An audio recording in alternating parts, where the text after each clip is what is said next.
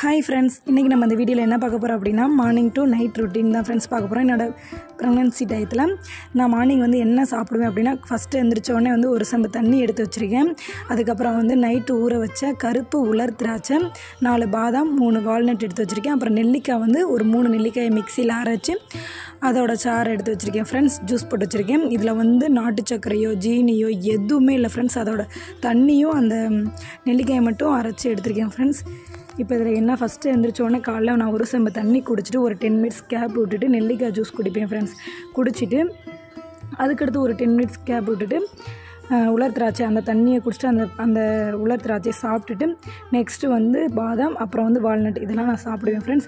இதெல்லாம் சாப்பிட்டு முடிச்சுட்டு என்ன பண்ணுவேன் அப்படின்னா, வாக்கிங் போயிடுவேன் ஃப்ரெண்ட்ஸ். மாடிக்கு போய் நான் வாக்கிங் போவேன்.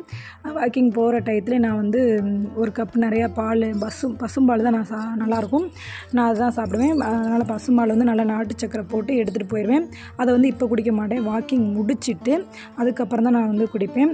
அப்புறம் மார்னிங் பிரேக்ஃபாஸ்ட்டுக்கு என்ன ரெடி பண்ணி வச்சுருக்கேன் அப்படின்னா, பாசிப்பருப்பு நைட்டு ஊற வச்சு அதை நல்லா மிக்சியில் அடித்து அதை தோசை ஊற்றி ரெடி. இதில் மாவெல்லாம் சேர்க்கல ஃப்ரெண்ட்ஸ், வெறும் தோசை மட்டும்தான். அதே அந்த பாசிப்பருப்பில் தான் நான் தோசை ஊற்றி எடுத்திருக்கேன். இதைத்தான் நான் மார்னிங் சாப்பிட்றேன். நெக்ஸ்ட்டு எனக்கு எப்போ பார்த்தாலும் நான் ஏதாச்சும் திங்க் பண்ணிவிட்டு பயந்துகிட்டே இருப்பேன் ஃப்ரெண்ட்ஸ். ஏன்னா எனக்கு 2 பேபி அபார்ட் ஆகிருக்கிறதுனால இந்த பேபிக்கு ஏதாச்சும் ஆயிடக்கூடாதோ ஆயிருமோ அப்படின்ட்டு நான் ரொம்ப நெகட்டிவாக எதையாச்சும் யோசிச்சுட்டே இருப்பேன்.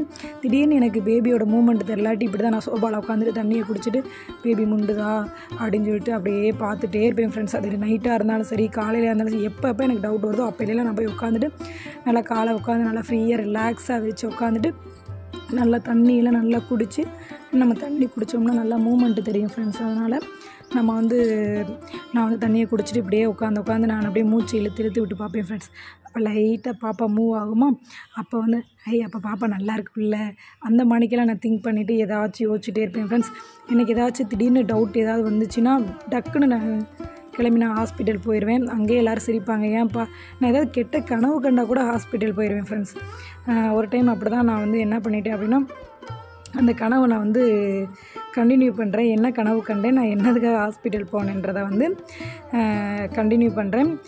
இப்போ நம்ம இதுக்கடுத்து நம்ம லஞ்சு என்ன ரெடி பண்ண போகிறோன்றதை நான் சொல்லிக்கிட்டேவும் நான் உங்கள்கிட்ட அந்த கனவு, நான் என்ன கனவு கண்டேன்றதை நான் உங்கள்கிட்ட சொல்கிறேன் ஃப்ரெண்ட்ஸ். லஞ்ச் இன்றைக்கி நமக்கு என்ன ரெடி பண்ண போகிறோம் அப்படின்னா, சாதம், மிளகாக்கிளி சாம்பார் வச்சுட்டு, எனக்கு பிடிச்ச ஈரல் கிரேவி தான் நான் ரெடி பண்ணிக்கிட்டு இருக்கேன். அதெல்லாம் ரெடி பண்ணிவிட்டு சாம்பார் வச்சுட்டேன். அதே மணிக்கு சாதமும் அடிச்சுட்டேன். இப்போ நல்லா நல்லெண்ணெய் ஊற்றி அதில் சோம்பு ஆட் பண்ணிவிட்டு கருகு போட்டு சின்ன வெங்காயம் கொஞ்சம், ஏன்னா நான் 100 ஈரல் தான் ஃப்ரெண்ட்ஸ் வாங்கினேன். ஏன்னா நம்ம நான் நிறையவும் சாப்பிட்டுக்க மாட்டேன். ஈரல் எனக்கு அந்தளவுக்கு ரொம்ப சாப்பிட்டா எனக்கு தக்கட்டும், அதனால் கொஞ்சமாக தேவைக்கேற்ப வாங்கிக்கிடுவேன்.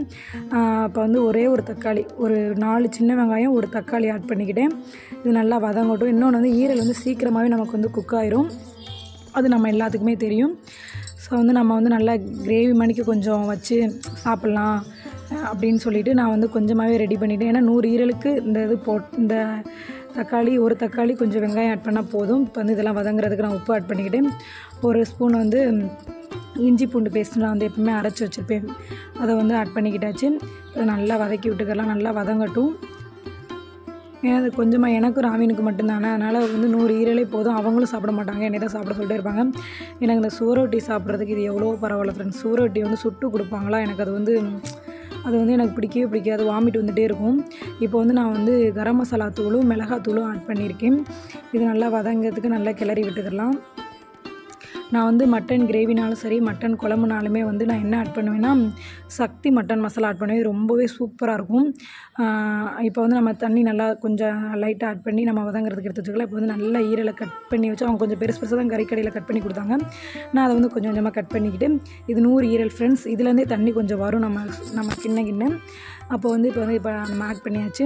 இதோட கொஞ்சம் லைட்டாக கொழுப்பு ஆட் பண்ணி சாப்பிட்டோம்னா நல்லா டேஸ்ட்டாக இருக்கும் ஃப்ரெண்ட்ஸ். ஆனால் ராவின் எனக்கு கொழுப்பு பண்ணி ஆட் பண்ணக்கூடாது, ப்ரெஷர் கூடும் அப்படி இப்படின்னு சொல்லிவிட்டு எனக்கு ஆட் பண்ண விட மாட்டேன்ட்டாங்க. ஸோ நான் கொழுப்பை நான் எடுத்துட்டேன். இப்போ நம்ம ஈரலை மட்டும் நல்லா வதக்கி விட்டுக்கலாம். இதுலேருந்தே நமக்கு தண்ணியெல்லாம் பிரிஞ்சு வரும். நான் மோஸ்ட்லி ஈரல் கிரேவி செய்யவே மாட்டேன் ஃப்ரெண்ட்ஸ். ஈரலை நல்லா உப்பு கறி போட்டு சாப்பிடுவேன். நல்லா வெங்காயம், ஜீரகம், நல்லா வத்தல் நிறைய கிள்ளி போட்டு அப்படியே நல்லெண்ணெய் ஊற்றி அப்படியே நல்லா சீரகத்தை லாஸ்ட்டாக தூவி விட்டு அப்படியே சாப்பிட்டா செம்ம டேஸ்ட்டாக இருக்கும் ஃப்ரெண்ட்ஸ். இன்றைக்கி தான் நானே ஃபஸ்ட் டைம் வந்து ஈரல் கிரேவி செஞ்சு சாப்பிட்லாம். ஏன்னா சாம்பார் வந்து காரமே இல்லாமல் இருக்குது, அப்போ காரமாக வச்சு ஈரல் கிரேவி சாப்பிட்டா கொஞ்சம் நல்லாயிருக்கும் அப்படின்றதுனால நான் இந்த மணிக்கு ட்ரை பண்ணுறேன். இப்போ வந்து நல்லா வதங்கிறதுக்காக நம்ம நல்லா வேகணும் அப்படின்றதுக்காக தண்ணி ஆட் பண்ணிக்கலாம். ஏன்னா இதோட குவான்டிட்டி கம்மிங்கிறதுனால நம்ம கம்மியான தண்ணியை நம்ம ஆட் பண்ணிக்கிட்டோம். இப்போ நல்லா கொதிக்குது, நல்லா வெந்து வரட்டும். இந்த தண்ணியில் நல்லா வற்றி நல்லா ட்ரை ஆனதுக்கப்புறம் பார்ப்போம். இப்போ ஓரளவுக்கு ஆல்மோஸ்ட் வந்து குக் ஆயிடுச்சு. இன்னும் ஒரு 5 மினிட்ஸ் நல்லா கிண்டிட்டோம்னா கரெக்டாக இருக்கும். இப்போ பாருங்கள் நல்லா ஒரு அளவுக்கு வந்துட்டு இப்போ வந்து நம்ம மல்லி இலையும் கருவேப்பிலையும் ஆட் பண்ணிக்கலாம். எப்போயுமே நான் வந்து கறி குழம்புனாலும் சரி, உப்பு கறினாலும் சரி, கிரேவினாலும் சரி, லாஸ்ட்டில் வந்து ஜீரகமும் மிளகுத்தூளும் நல்லா இடின்னு இடித்து அதை அப்படியே மேலே தூவி விட்டோன்னா ஸ்டவ் ஆஃப் பண்ணிடணும் ஃப்ரெண்ட்ஸ். இந்த மணிக்கு நான் பண்ணிடுவேன். இப்போ வந்து லைட்டாக நான் வந்து கொஞ்சமாக ஒரு ஸ்பூன் மிளகும் ஒரு ஸ்பூன் வந்து ஜீரகத்தூளும் ஆட் பண்ணி நல்லா கிளறி விட்டுக்கிறேன். இதில் நான் எதுவுமே ஆட் பண்ணல ஃப்ரெண்ட்ஸ். தக்காளி, வெங்காயம், சோம்பு, அதுக்கப்புறம் இஞ்சி பூண்டு பேஸ்ட்டு, அதுக்கப்புறம் வந்துட்டு சக்தி மட்டன் மசாலாவும் காரத்துக்கு வந்துட்டு மிளகாத்தூளும் ஆட் பண்ணி நல்லா கிளறி விட்டேன் ஃப்ரெண்ட்ஸ். இவ்வளோ தான். இப்போ நம்ம உப்பு சாம்பார் ரெடி ஆகிடுச்சு. உப்பு சாம்பார் அது காரமே கிடையாது. கேரட்டு, பீன்ஸு, கத்திரிக்காய் அதெல்லாம் போட்டு லைட்டாக காரம் வந்து ரொம்ப கம்மியாக தான் இருக்கும், ரொம்ப லைட்டாக தான் இருக்கும், மைல்டாக தான் இருக்கும். அந்த மணிக்கு சாம்பார் வச்சுருக்கேன். இப்போ வந்து நம்ம வந்து சாப்பிட்றதுக்கு வந்து எனக்கு நான்வெஜ்னாலே வந்து எனக்கு வந்து கறி சாப்பிடணும் அப்படின்னாலே இலையில் வச்சு சாப்பிட்டா தான் ஃப்ரெண்ட்ஸ் எனக்கு ஃபுல்ஃபில்லே ஆகும். அப்போ தான் நானே நிம்மதியாக இருப்பேன். அப்போ இலை சாப்பாடு வந்து ஒரு தனி டேஸ்ட்டு. ஏன்னா இலை சாப்பாடு வந்து நான் இலை சாப்பாடு சாப்பிட்டோம்னா இன்னும் கொஞ்சமே நான் நல்லா சாப்பிடுவேன். அதனால் கறி சாப்பாடு நான்வெஜ் எடுக்கிறோம் அப்படின்னாலே நான் வந்து இலை வாங்கிட்டு வர சொல்லிடுவேன். ஊர்லனா நம்ம தோட்டத்திலே கிடைக்கும். இங்கே வந்து நாங்கள் வந்து ஒரு இலை 2 ரூபா 3 ரூபா இந்த மணிக்கு வாங்கிட்டு வருவோம். ஒரு டைமில் 10 ரூபாய்க்குலாம் எல்லாம் வாங்கியிருக்கேன் ஃப்ரெண்ட்ஸ். இப்போ வந்து நான் வந்து வெண்டிக்காய் பொரியல், ஏன்னா காய் எப்போயுமே எப்போயுமே நம்ம கன்சியூம் இருக்கும்போது சாப்பிடணும். ஸோ வந்து இதான் என்னோடய லஞ்சு. இப்போ வந்து நான் ஃபோட்டோ ஷூட்க்கு ரெடியாகி நான் வந்து மாடிக்கு வந்துட்டேன். ஏன்னா இதெல்லாம் ஒரு மெமரிஸ் தானே ஃப்ரெண்ட்ஸ். ஏன்னா இந்த தருணங்கள் வந்து திருப்பியெல்லாம் நமக்கு வராது. அதனால் வந்து நம்ம கிடைச்ச டயத்தை வந்து நல்லா ஃபோட்டோ எடுத்து மெமரிஸ்க்காக வச்சுக்கலாம் அப்படின்னு சொல்லிவிட்டு இந்த ட்ரெஸ்ஸு நான் எங்கே எடுத்தேன் அப்படின்னா மீஷோவில் தான் ஃப்ரெண்ட்ஸு 450க்கு எடுத்தேன்.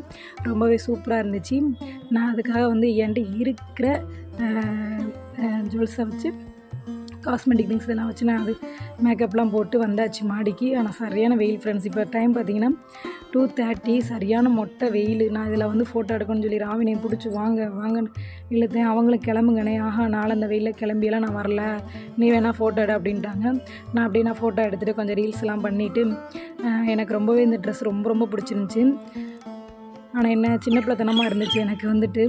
ஆனால் எனக்கு இந்த ட்ரெஸ்ஸு, இந்த ஹேர் ஸ்டைல் எல்லாமே வந்து எனக்கு ரொம்ப பிடிச்சிருந்துச்சி. நான் கொஞ்சம் இந்த ரீல்ஸ்லாம் எனக்கு பிடிச்ச மணிக்கு நான் எடுத்துகிட்டு கொஞ்சம் ஃபோட்டோலாம் எடுத்தேன்.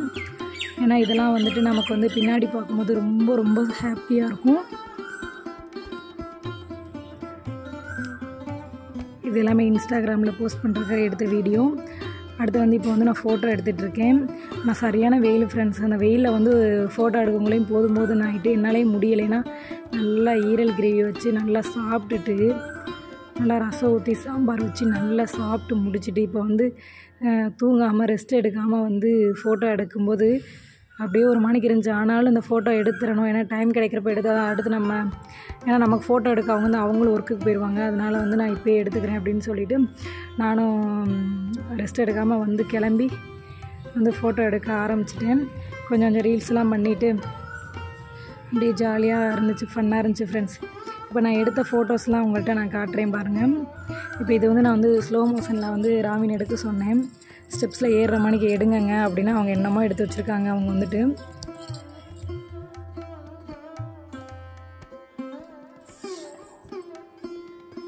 நெக்ஸ்ட்டு பார்த்திங்கன்னா வந்து அதுக்கடுத்து மாடியில் போய் கொஞ்சம் ஃபோட்டோ ஷூட் பண்ணோம். இந்த ஸ்டெப்ஸ்லேயே நிறையா ஃபோட்டோ ஷூட் பண்ணோம்.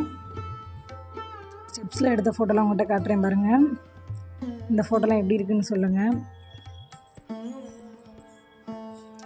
எல்லாமே மெமரிஸ்க்காக எடுத்தேன். கொஞ்சம் இதில் இருக்க ஃபோட்டோஸ்லாம் எடுத்து வந்து நம்மளோட வந்து பேபி ஷவர் அந்த ஆல்பத்தில் வந்து நம்ம வந்து ஆட் பண்ணிக்கலாம் அப்படின்னு சொல்லிட்டு கொஞ்சம் எடுத்தேன்.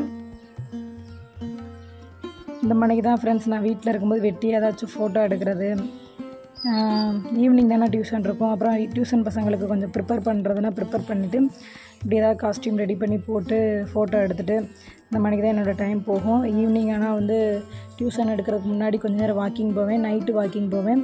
அதுக்கப்புறம் மார்னிங் வந்து கண்டிப்பாக வாக்கிங் போய் தான் ஆகணும். எனக்கு இந்த ஃபோட்டோ ரொம்ப ரொம்ப பிடிக்கும். இதெல்லாம் சரியான வெயிலில் எடுத்த ஃபோட்டோ. இதுக்கு பின்னாடி இருக்க மரம் பார்த்திங்கன்னா வில்வ மரம்னு சொல்லுவாங்க. சரி, இப்போ வந்து நம்ம நைட்டு டிஃபன் என்னென்னு பார்க்கலாம். நைட்டுக்கு வந்து எனக்கு வந்து ரைஸ் சாப்பிட்ணுன்னு ஆசையாக இருந்துச்சு, சிக்கன் ரைஸ் சாப்பிட்ணுன்னு சொல்லிட்டு இவங்க என்னடா வாங்கி தர மாட்டேங்கிட்டாங்க. அதெல்லாம் வாங்கி சாப்பிடக்கூடாது கன்சீவாக இருக்க டயத்தில் அப்படி இப்படின்னு சொன்னாங்க. அதுக்கப்புறம் அப்போ நீங்கள் எனக்கு இப்போயே செஞ்சு கொடுங்க, எனக்கு வேணும், எனக்கு சிக்கன் ரைஸ் வேணும், நான் சாப்பிட்டே ஆகணும்னு சொன்னேன். அதுக்கப்புறம் உடனே வீட்டில் இருக்கிறத வச்சு செஞ்சு கொடுத்தாங்க. ரொம்பவே சூப்பராக இருந்துச்சு. நம்ம வீட்டில் வடித்த சாதத்தில் தான் செஞ்சாங்க.